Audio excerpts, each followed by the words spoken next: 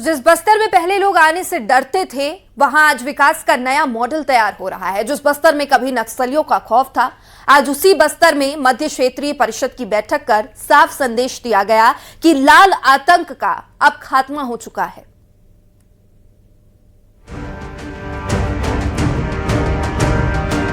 शाह की शपथ, बस्तर का विकास पथ।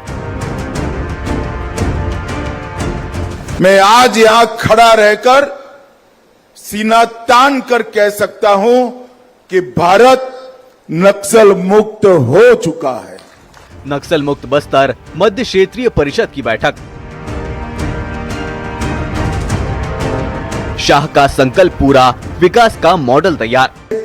बस्तर एक नया सबेरा देख रहा है, विकास के रास्ते पर आगे बढ़ने के लिए संकल्पबद्ध हो रहा है। छत्तीसगढ़ के बस्तर जिले का जगदलपुर आज एक बेहद खास और ऐतिहासिक आयोजन का गवाह बन गया है। केंद्रीय गृह मंत्री अमित शाह की अध्यक्षता में मध्य क्षेत्रीय परिषद की 26वीं बैठक की गई। इस हाई प्रोफाइल मीटिंग में छत्तीसगढ़ के मुख्यमंत्री विष्णुदेव साय के अलावा मध्य प्रदेश के सीएम डॉक्टर मोहन यादव, उत्तर प्रदेश के सीएम योगी आदित्यनाथ और उत्तराखंड के सीएम पुष्कर सिंह धामी भी शामिल रहे। इसके अलावा इस बैठक में राज्यों के मुख्य सचिव समेत कई आला अधिकारी मौजूद रहे। बैठक के दौरान राज्यों के बीच प्रशासनिक समन्वय और नीतिगत मामलों समेत अलग अलग मुद्दों पर चर्चा हुई। इस बीच सबसे बड़ा सवाल ये उठता है कि आखिर इतनी अहम बैठक के लिए देश की राजधानी दिल्ली या किसी बड़े महानगर को छोड़कर बस्तर को ही क्यों चुना गया। इसके पीछे का संदेश साफ है कि जो बस्तर कभी नक्सलियों का गढ़ माना जाता था, वो पूरी तरह नक्सल मुक्त हो चुका है। और इस बैठक के जरिए केंद्र सरकार और छत्तीसगढ़ की प्रदेश सरकार ने पूरे देश को साफ संदेश दे दिया है कि बस्तर अब लाल आतंक से मुक्त है। मैं आज स्पष्ट कह देना चाहता हूं, विकसित बस्तर के बगैर विकसित भारत का संकल्प अधूरा है। और मैं विश्वास से बस्तर वालों को कहकर जाता हूं, नक्सलवाद अब समाप्त हो गया है। छत्तीसगढ़ सरकार और भारत सरकार की जिम्मेदारी है, आपका नुकसान जो 50 साल में हुआ है उसकी भरपाई हम तेजी के साथ यही 3-4 साल में कर आपको बाकी के देश के समकक्ष लाकर विकसित बस्तर का संकल्प हम पूरा करें। इस बीच आपको 5 बड़े कारण बताते हैं कि आखिर इस बैठक के लिए छत्तीसगढ़ के बस्तर को ही क्यों चुना गया। नक्सलवाद के खात्मे का कड़ा संदेश, विकास की मुख्य धारा से जोड़ने की पहल, छत्तीसगढ़ से दूसरे राज्यों का तालमेल, आदिवासी इलाके को विकसित करने का संदेश, निवेश के नए रास्तों पर फोकस। मैं 31 मार्च 2026 के बाद पहली बार बस्तर में आया हूं। यहां मध्य क्षेत्रीय परिषद की 26वीं बैठक थी और कल से मैं यहां पर हूं। हर जगह पे बस्तर की जनता में उत्साह, विश्वास और भविष्य के प्रति आश्वस्तता का वातावरण सर्वदूर नजर आता है। भय का माहौल,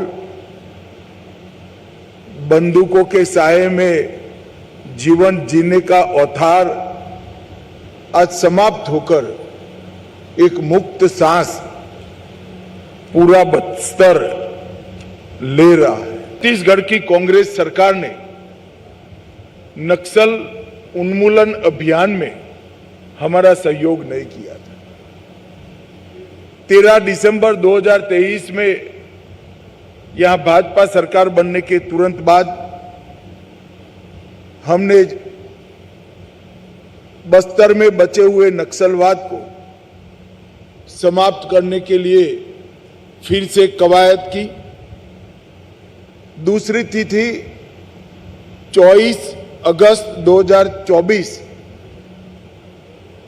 जब सभी राज्यों की डीजी की बैठक करने के बाद एक घोषणा की गई कि 31 मार्च 2026 को ये देश को हम नक्सलवाद के आतंक से मुक्त कर देंगे। सुरक्षा बलों के पराक्रम, साहस और उनके बलिदान के कारण 31 मार्च 2026 की जो तिथि तय हुई थी, उसके पहले देश से नक्सलवाद का संपूर्ण उन्मूलन हो चुका है। और 19 मई 2026 की ये तिथि है कि जहां से नक्सल प्रभावित क्षेत्र में संपूर्ण विकास की परिकल्पना को लॉन्च किया जा रहा है।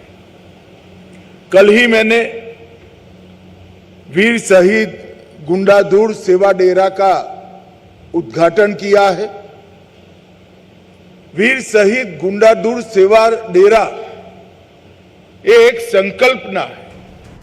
कभी नक्सलियों के गढ़ रहे बस्तर में केंद्रीय गृह मंत्री अमित शाह ने सेंट्रल जोन काउंसिल की मीटिंग से साफ संदेश दे दिया है कि अब बस्तर विकास के नए दौर में प्रवेश कर चुका है और जल्द बस्तर में होने वाले इस बदलाव से सबसे विकसित आदिवासी संभाग बनने वाले हैं।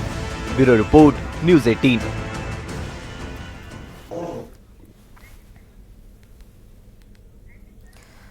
तो जिस बस्तर से पहले लोग आने को डरते थे, वहां विकास का नया मॉडल तैयार किया गया और केंद्रीय गृह मंत्री अमित शाह, सीएम विष्णुदेव साय और छत्तीसगढ़ के गृह मंत्री विजय शर्मा ने प्रेस कॉन्फ्रेंस की अहम जानकारी दी। इसके साथ ही मध्य क्षेत्रीय परिषद की 26वीं बैठक भी हुई, जिसमें 4 राज्यों के मुख्यमंत्री शामिल हुए और लगातार बस्तर किस तरीके से विकास के पथ पर आगे बढ़ रहा है उसकी जानकारी भी साझा की।